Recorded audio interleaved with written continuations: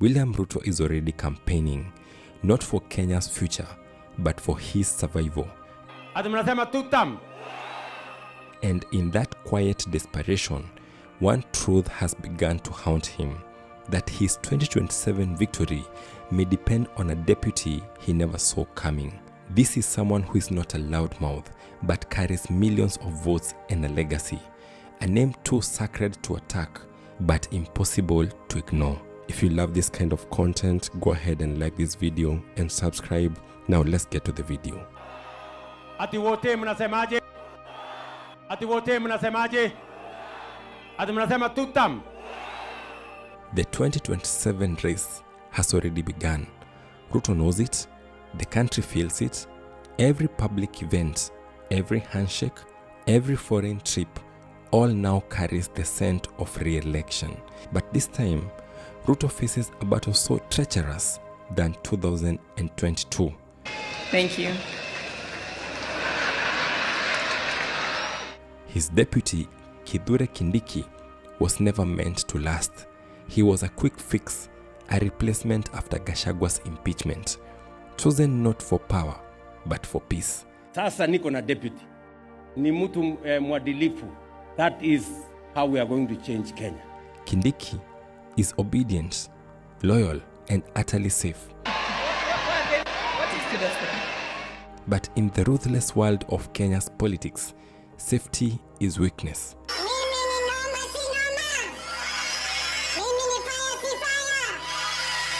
Sisi tunasema William Ruto na UDA ni kufinish. Musaliti aende asiende. Musaliti aende asiende. Mount Kenya no longer trusts Ruto. Their loyalty died with their losses. Eastern is out. Kalonzo Musyoka has his eyes on the presidency. Saizi fomu ni Kalonzo, na kama sio Kalonzo ni Musyoka, na kama sio Musyoka ni Steven. Coast leaders are fractured. Northeastern can give us Duale, but Duale is haunted by scandals. So we have closed the hospitals. You allow you. Because you are the president. You are the expression. We will not allow you. You are the expression. Western is only loyal to Natembea, who would never agree to work with Ruto. Waluya mnasemaje? Wetangula. Mudavadi. Mudavadi. And Rift Valley, that's already Ruto's home turf, a political zero-sum. The problem is simple. Ruto has no deputy who can win him votes. The solution? Hidden in plain sight.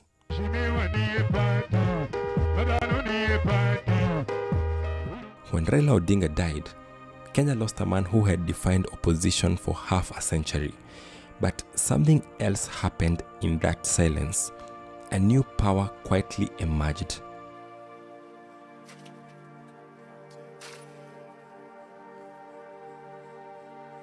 His widow, Mama Ida Odinga.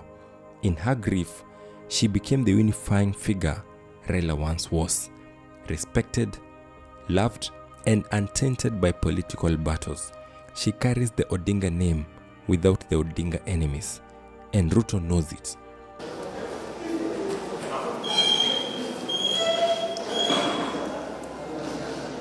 Political insiders say a plan is already in motion.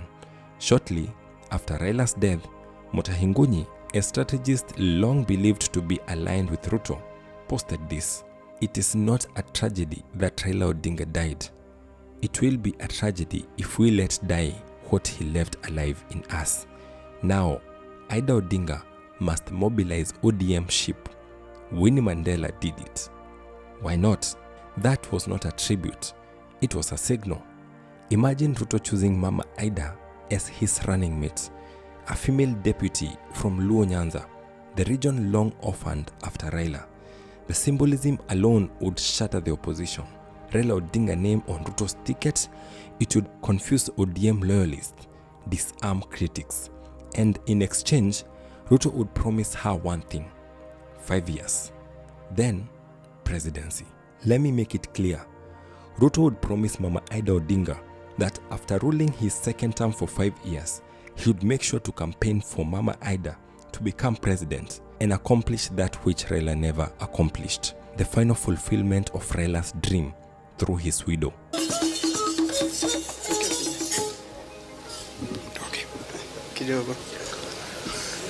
Asante sana, please be seated. To the Luo base, it would sound like destiny. To the rest of Kenya, it would sound like healing. To Ruto, it would be survival disguised as peace. Or I'll ask my brother, that's what Raila used to call him, my brother Steve, that carry the country. Inside the opposition, panic is already setting in. Kalonzo and Uhuru are quietly working to bring Mama Ida to their side before Ruto does, because they understand what her name means. If she crosses over, Ruto wins instantly. The section of ODM that is against President Ruto would fracture overnight. The united front against Ruto would collapse, and the man once accused of dividing Kenya would now brand himself as the one who healed it. Mutahingunyi's post wasn't random. It was the first domino. The psychological war has just begun. Sasa kila mtu ajipange na kazi yake bwana.